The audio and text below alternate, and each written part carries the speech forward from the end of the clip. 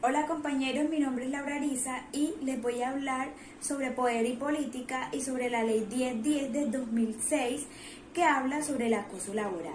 Bueno, entonces vamos a empezar a definir lo que es poder y lo que es política. Entonces encontramos que el poder es un proceso natural que sucede en las organizaciones, ya sean estas públicas o privadas, y que consiste simplemente en la habilidad de obligar a las demás personas a hacer lo que otros quieren que hagan.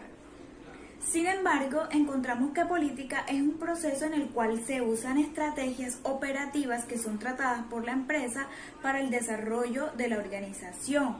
Aquí la persona interviene en la organización, ya sea con su voz, con su opinión, con su voto o de cualquier otro modo. También encontramos las diferencias con liderazgo. Entonces encontramos que, por ejemplo, en el poder no se requiere metas iguales, sin embargo, en el liderazgo se requiere compatibilidad.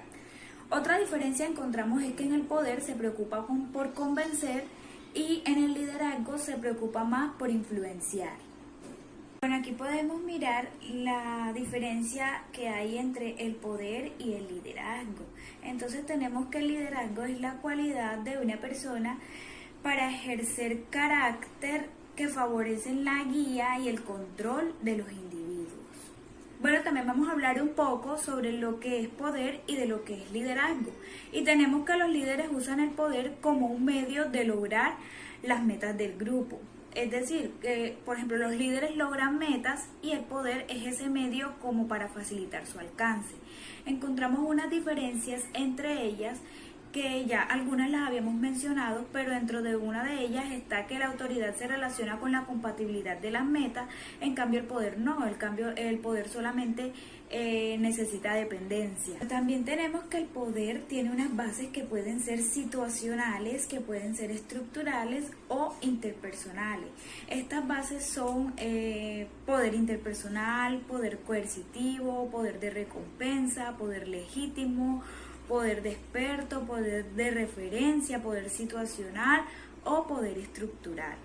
También tiene unas tácticas que son, digámoslo así, como la forma en que los individuos traducen esas bases ya antes mencionadas a acciones específicas. Estas estrategias son la razón, la amistad, la coalición, está también la asertividad, está la autoridad superior y están las sanciones.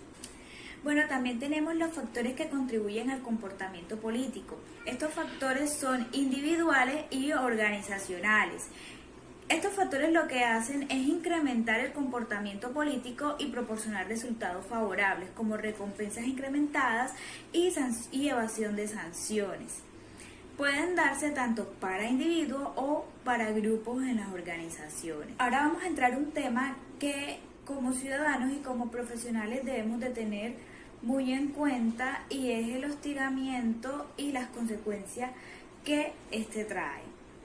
El hostigamiento, según la Real Academia Española, es molestar a alguien o burlarse de él insistentemente. Y en el sentido jurídico es el comportamiento que se encuentra amenazante o perturbador. Bueno, dentro de los hostigamientos tenemos uno que es muy interesante, que es el hostigamiento laboral, también reconocido o llamado como mobbing, y es la acción de un hostigador o de varios hostigadores conducentes a producir miedo, terror, desánimo en un trabajador, afectando su trabajo. Como consecuencia de esto se dan trastornos psicológicos que son muy graves y se pueden dar a través de actos negativos y hostiles dentro y fuera del trabajo. También estos se pueden llevar a cabo ya sea por sus compañeros, por sus superiores o por sus subalternos. También tenemos que una situación de acoso laboral muy prolongada, además de enfermedades psicológicas, también puede desembocar a problemas más graves que son como el suicidio en la víctima. Bueno, aquí vemos algunas conductas que van directamente relacionadas al acoso laboral.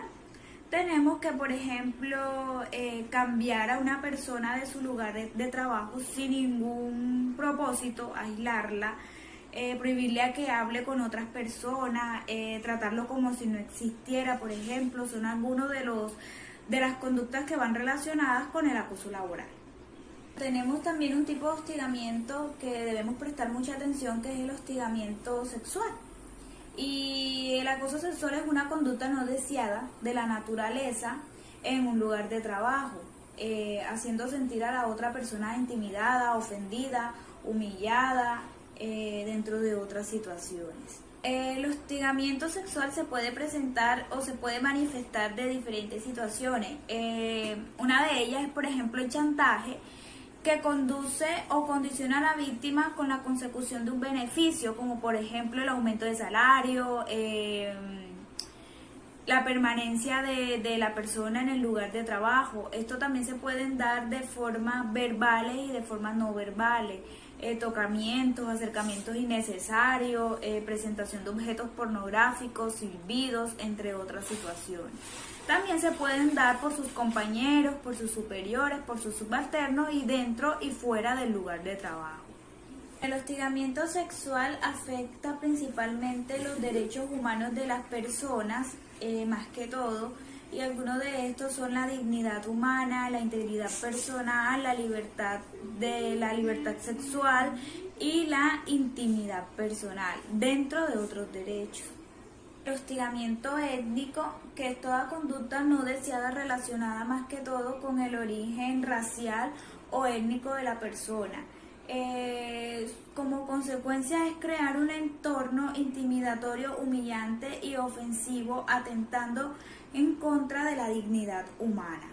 Tenemos el acoso religioso, que es un maltrato que se inflige por imponer una mediación religiosa, afectando así a la persona que está recibiendo este tipo de trato, incluyendo un acoso de humillación, y como resultado puede generar un trauma psicológico. Y hablamos un poco sobre el hostigamiento y ahora vamos a hablar de qué trata la ley 1010 de 2006, que trata sobre el acoso laboral. Bueno, esto es una ley que tiene como propósito definir, prevenir, corregir y sancionar el acoso laboral y otros hostigamientos dentro de las relaciones de trabajo. Es una ley que va dirigida a todos los ciudadanos y no tiene que ver con el nivel de cargo. Puede abarcar jefes, subalternos, pares, entre otros. También es una ley que no discrimina ni tiene en contra la posición social de la persona, la posición religiosa o política, para exigir el cumplimiento de esta. Dentro de esta ley se tratan diferentes modalidades de acoso laboral. Se determinan todas aquellas actitudes o expresiones que se llevan a cabo el acoso laboral. Dentro de estas está, por ejemplo, el maltrato laboral, que pueden ser violencia física o verbal. También tenemos la persecución laboral, que son las conductas reiteradas y evidentemente que se dan arbitrariedad. También tenemos la inequidad laboral, el entorpecimiento laboral. También tenemos la desprotección laboral, cuando a un trabajador no se le brindan los implementos necesarios para realizar, los implementos de protección necesarios para realizar su trabajo. Bueno, y por último les voy a hablar sobre los factores de riesgo psicosociales. ¿Qué son los factores de riesgo psicosociales?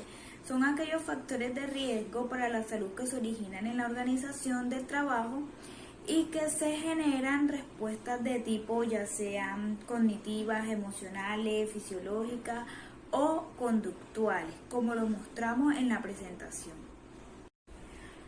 Bueno, muchas gracias compañeros, esta es mi presentación, espero que les haya gustado y que hayamos aprendido un poco sobre las diferencias entre poder y política, el hostigamiento y la ley 1010 del 2006. Muchas gracias.